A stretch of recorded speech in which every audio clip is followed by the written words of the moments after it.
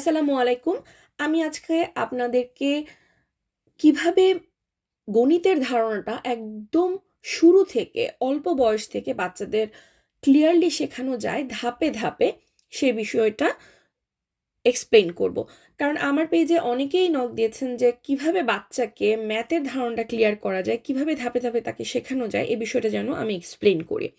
তো আমি যে মেথডগুলো ইফাজ ফারাজের ক্ষেত্রে অ্যাপ্লাই করেছি এবং যেটা সায়েন্টিফিক ওয়ে, আমি সেটাই আপনাদেরকে আজকে বলবো।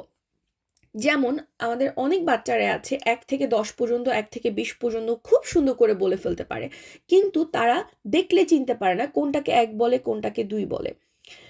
অথবা কিছু বাচ্চা আছে দেখলে বুঝতেছে কিন্তু মুখ দিয়ে বলতে পারছে না। তো শুধুমাত্র বলতে পারলেই হবে না, চিনতেও হবে। এবং এর থেকেও বেশি ইম্পর্টেন্ট হচ্ছে যে কোনোভাবেই এই নাম্বার আমার কোনো কাজে লাগবে না যদি না আমি জানি 1 মানে কয়টা, 2 মানে কয়টা। মানে এখানে 1 2 3 4 5, এখানে 5টা ছোট ছোট সার্কেল আছে, এটা যদি আমি না গুনতে পারি তাহলে আমার এই 5 দেখে চিনে কোনো লাভ নেই। এবং এই কাউন্টিংটা আমরা শেখাবো আমাদের ঘরে যা আছে তাই দিয়ে। প্রথমে আমি বই ইন্ট্রোডিউস করে বাচ্চাকে মানে বিরক্ত করব না, কারণ ইন্টারেস্ট হারিয়ে যায় শুধুমাত্র যদি আমি বই থেকে আমি দেখাই। সবচেয়ে ভালো হয় বাচ্চারা যদি ডেইলি লাইফে ওর যেটা দিয়ে খেলছে, যেটা ওর আশেপাশে আছে, সেটার মাধ্যমে যদি আমি তাদেরকে গণনা শিখাই এবং ম্যাথের ধারণাটা আমরা তাকে ক্লিয়ার করি। যেমন যে ওর কয়টা বল আছে, কয়টা গাড়ি আছে, সেটা যদি আমরা এভাবে করে তাকে বলি। এবং একটা বিষয় ক্লিয়ার রাখতে হবে যে আমরা যখন বল গণনা করব, শুধু বল, শুধু গাড়ি, শুধু বোতল, শুধু পেন্সিল, একসাথে অনেকগুলো জিনিস একসাথে মিক্সড করে আমরা বলবো না এখানে কয়টা জিনিস আছে বলো তো, এটাই প্রথম স্টেজ না। এবং প্রথমত আমরা 5 পর্যন্ত গোনাটাকে আমি ক্লিয়ার করব, তারপরে 5-এর পরে আমি 10-এ যাব। প্রথমেই বাচ্চাকে অনেক বেশি প্রেশার দেওয়া যাবে না। এক হচ্ছে নাম্বার চেনা, আপনি 10 পর্যন্ত চেনাতে পারেন, কিন্তু গণনা যখন শেখাবেন আগে প্রথমে ওকে ওর কনসেপ্টটা যেন 5 পর্যন্ত ক্লিয়ার হয়, ও যেন সব কিছু 5 পর্যন্ত ক্লিয়ারলি গুনতে পারে, তারপর আপনি 10-এ যাবেন। এরপরে আরেকটা বিষয় হচ্ছে যে যখন সে গুনতে শিখে যাবে এবং সে জানবে এই নাম্বারগুলো, তখন আমাদেরকে শেখাতে হবে যে নেক্সট নাম্বার কি, 3-এর পরে কত আসে। দেখেন 1 2 3 4 যখন আমরা শিখছি বাচ্চারা কিন্তু জানে যে 3-এর পর 4 আসছে, 4-এর পর 5 আসছে, কিন্তু আপনি যখন আলাদা করে বিষয়টা কোনো একটা বোর্ডে বা খাতায় আপনি ওকে মেনশন করবেন যে নেক্সট নাম্বার কত হবে, কারণ এই আইডিয়াটা পরবর্তীতে যোগ বিয়োগের ক্ষেত্রে অনেক ভালো একটা ভূমিকা রাখবে, যেটা কিনা আমি আরেকটা ভিডিওতে আপনাকে এক্সপ্লেইন করব।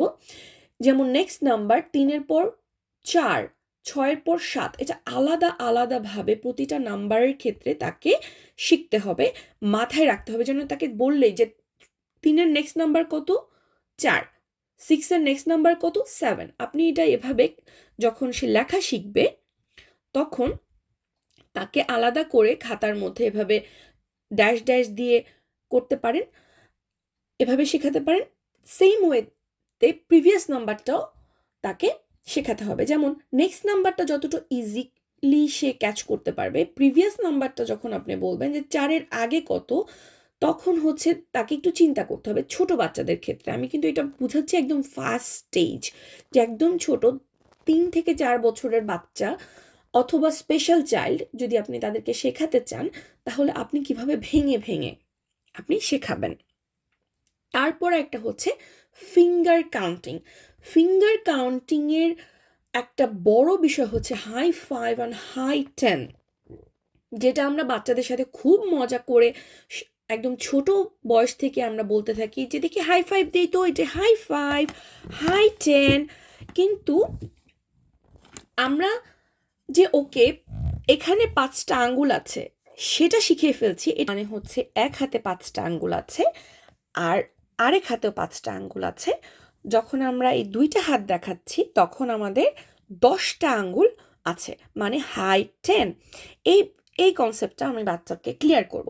তারপর আমাদেরকে আমরা অনেক বস্তু শিখাইছি, যে কয়টা গাড়ি, কয়টা বল। এখন আরেকটা জিনিস শেখাতে হবে, আমার কয়টা কোন এখানে কয়টা ফিঙ্গার আছে, এই কনসেপ্টটা একদম মনে করেন এমনভাবে বাচ্চাকে শেখাতে হবে প্রথম থেকে যেন বাচ্চা দেখলেই বলতে পারে যে এটা হচ্ছে 2টা আঙ্গুল আছে, এখানে 3টা আঙ্গুল আছে, 4টা আঙ্গুল আছে, 5টা আঙ্গুল আছে। এভাবে করে আমরা প্র্যাকটিস করব। এখানে কয়টা আঙ্গুল আছে? 1। আরও ফান ওয়েতে আমরা যদি বাচ্চাকে শেখাতে যাই, যেমন হাই 5 এবং হাই 10 অনেক দ্রুত বাচ্চারা কিন্তু শিখে ফেলে। তো তারপর আমরা এই হাইটাকে আমরা আরও একটু ফান ওয়েতে বলতে পারি, হাই 1, আপনার একটা ফিঙ্গার এবং ওর একটা ফিঙ্গার নিয়ে এসে বলবেন হাই 1, হাই 2, দেখি তো শো করো তো, হাই 2।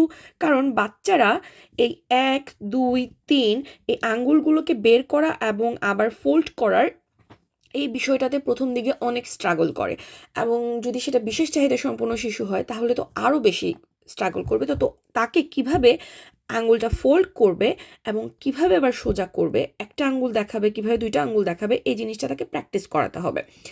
তো high 2, high 3, high 4, high 5, high 1 and high 0।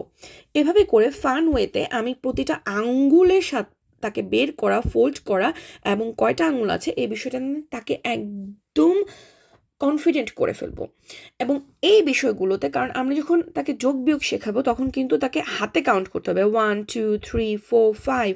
আবার যখন বিয়োগ করব তখন কিন্তু এই যে 5 থেকে যদি আমি 3 বিয়োগ করি তাহলে কত হবে? 1, 2, 3, তাহলে আর কত থাকলো? 2। এভাবে যখন আমি যোগ বিয়োগ শেখাবো, এই শেখানোর জন্য আমার ফিঙ্গার কাউন্টিংটা অনেক বেশি ইম্পর্ট্যান্ট।